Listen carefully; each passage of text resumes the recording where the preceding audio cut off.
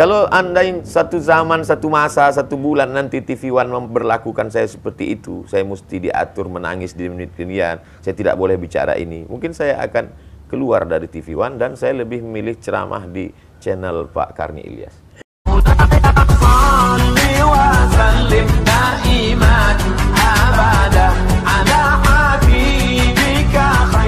Tahu bahwa banyak yang menuding Ustadz itu radikal, bahkan khilafah. Ya. Dan bahkan ketika kami wawancara Ustadz pun ada yang menuding, oh Anda udah jadi khilafah. Jangan-jangan Pak Karni sudah dituduh terinspirasi ikut khilafah. Iya, karena pernah wawancara dengan Ustadz. Labeling ini sangat mengerikan Pak Karni. Jadi kalau kita lihat sekarang, kalau ada orang tidak suka sesuatu, langsung dia berikan label anti NKRI, radikal, khilafah. Tiga ini seperti. Jadi kalau kita mundur ke belakang, kita bisa lihat bagaimana apa yang dialami oleh Haji Abdul Malik Karim Amrullah. Ketika pada rezim Orde Lama, zaman itu label yang paling sangat manis untuk menjatuhkan orang adalah dengan mengatakan dia akan menggulingkan kekuasaan, menjual negara Republik Indonesia ke Malaysia, lalu kemudian akan membunuh presiden dan lain sebagainya. Itu pernah dialami Buya Hamka. Lalu kemudian hari berganti, musim berubah, masuk orde baru, dan ketika itu muncul label baru yang disebut dengan komando jihad. Siapa saja, bahkan Buya Hamka kena label itu. Sampai Buya Hamka akhirnya melepas pecinya, dia bantingkan. Kalau ada komando jihad itu, maka akulah komando jihad itu, kata Buya Hamka. Jadi sejarah label ini saya kira perlu dituliskan dalam tulisan yang menarik atau buku sekalian tentang bagaimana label-label ini untuk menjatuhkan orang lain. Seperti perbuatan anak kecil dulu, kita waktu masih SD, kita tulis kertas, kita tempelkan di belakang orang. Kita sedang label. Itulah yang terjadi pada saya dan pada saudara-saudara saya dan sahabat saya. Kami amat sangat cinta pada negara kesatuan Republik Indonesia. Ya, karena itu saya ingin bertanya bagaimana tanggapan Ustadz ketika Ustadz itu mengalami banyak sekali, ada persekusi, ya, ada ya kayak tadi dihadang, bahkan ada khotbahnya jadi dibatalkan, ya, segala macam lah, bahkan tidak diterima di satu daerah. Ini apa tanggapan Ustadz terhadap ini semua? Saya mengalami sendiri Pak Karni, beberapa tempat itu bahwa ada sekelompok anak muda, tapi kemudian itu sebenarnya bukan suara masyarakat. Ambil contoh kasus Bali, itu bukan suara masyarakat Bali. Buktinya tablik akbar itu terjadi, terwujud, dan saya ceramah di dalam masjid, dan di situ ada Raja Bali hadir waktu itu. Sekarang kalau masih mau dicari di Google bisa, Abdul Somad Raja Bali, enter. Beliau duduk minum kopi bersama dengan saya, dan beliau yang duduk di situ. Padahal beliau Hindu. Beliau menjamin selama saya ada di sini, Ustaz Abdul Somad aman ceramah. Artinya dua tadi, pemahaman yang mesti dibenarkan, yang kedua mesti diluruskan, dibetulkan, yang kedua jangan ada kepentingan. Karena sekelompok orang ini bermain di bawah atas nama kepentingan. Kalau kita lepas dari ini, maka fitnah-fitnah ini akan hilang dan kita bisa jaga keberaneka-ragaman kebangsaan kita ke depan. Kita mesti bangun bangsa ini karena kita begitu amat sangat banyak suku, multi etnis, multi bahasa, multi agama. Kalau ini dipelihara konflik ini, kita na'udzubillah, ini fitnah besar. Jangan sampai ini terjadi pada umat dan bangsa ini. Iya, tapi sebaliknya juga dari kelompok Islam juga ada kecurigaan terhadap bangkitnya kembali komunis misalnya. Ya.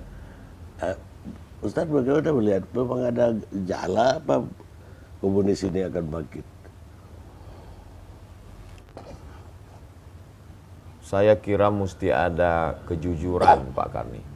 Jadi kejujuran bagaimana, kenapa orang yang mengibarkan bendera la ilaha illallah dilarang, ditangkap, dikriminalisasi.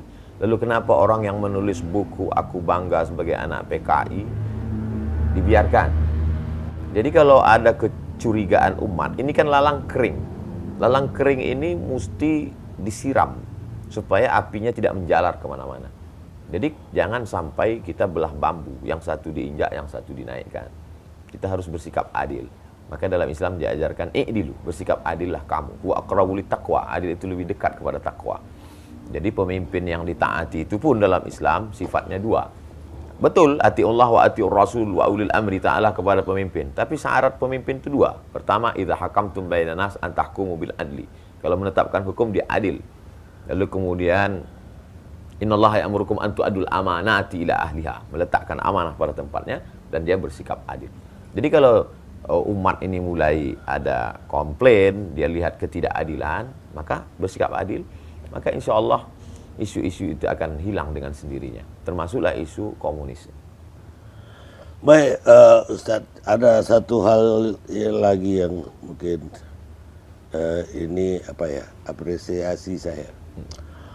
Ustadz itu bagi saya menarik sekali ketika saya banyak melihat Ustadz tidak hanya berkhotbah di kota-kota besar, tidak hanya di masjid-masjid yang terkenal, tapi sampai ke kampung-kampung, bahkan saya lihat naik perahu segala, ke suku-suku terasing, ke dusun-dusun di berbagai penjuru. Dan kemudian juga di TV, Ustadz betul-betul selektif sekali untuk tausiah di TV. Dan saya terima kasih sekali Ustadz, satu-satunya pilihan Ustadz aja TV One. Ini tujuan Ustadz bagaimana ini? Apa yang mendorong Ustadz begitu? Saya dulu cita-cita saya simpel saja Pak Karni. Saya pulang, saya ingin beli tanah yang di kampung itu tidak ada ustadznya. Lalu kemudian saya akan buat kolam ikan, tanam cabai, tanam bawang, tanam kangkung. Saya menjadi guru mengaji. Syukur-syukur rezeki berlebih, saya bisa buka pondok pesantren. Simpel saja dulu. Tapi kemudian almarhumah ibu saya mengatakan, kau kan S2, baguslah kau tinggal di ibu kota provinsi.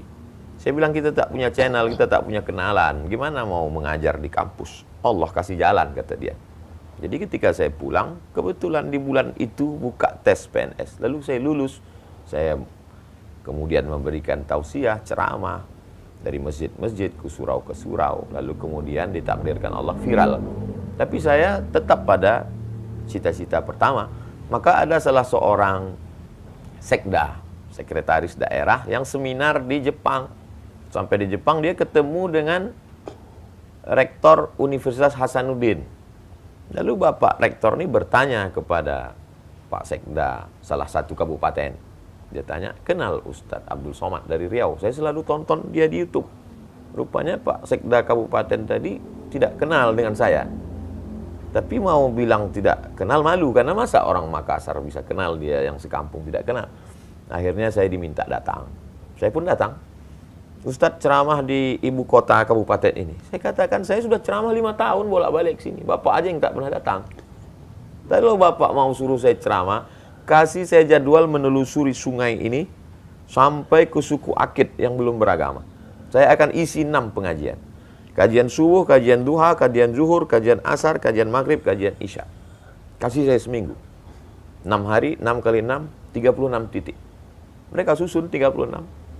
Kepuasan saya ada berada di situ. Maka ketika ada mahasiswa mengajak saya masuk ke suku Talang Mama, saya masuk. Dari Pekanbaru 5 jam, masuk ke dalam 7 jam. Sampai hari ini, dalam setahun itu saya khususkan ada 2 bulan, saya masuk ke pulau-pulau. Sahabat-sahabat mengajak saya dari Dompet Duafa, dari Dewan Dakwah, dan lain sebagainya. Dewan Dakwah salah satu yang konsen. Ada kepuasan batin saya di sana.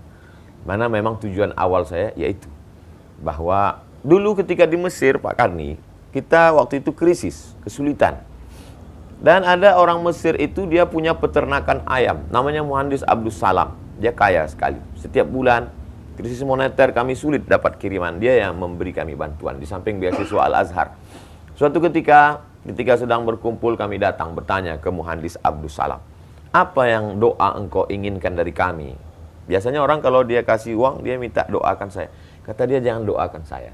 Kamu nanti pulang ke negerimu, kamu sebarkan saja Islam ini ke kampung-kampung.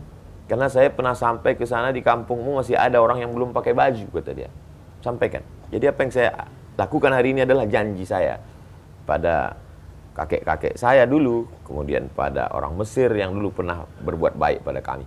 Tentang televisi, Pak Karni, TV One bukan satu-satunya tempat yang pernah saya menyampaikan tausiah. Saya pernah di televisi ini, saya pernah di televisi anu. Lalu kemudian ceramah saya diatur, saya harus pakai baju ini. Di menit sekian saya mesti tertawa, di menit sekian saya mesti menangis. Saya tidak bisa begitu. Saya tidak bisa begitu. Ceramah saya tidak bisa diatur. Saya menemukan kebebasan di TV One.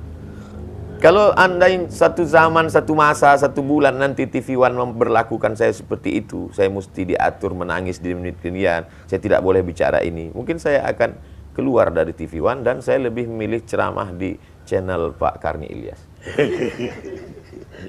Itulah selama saya jadi pemberatnya nggak ada peraturan begitulah. Untuk yang lain pun tidak.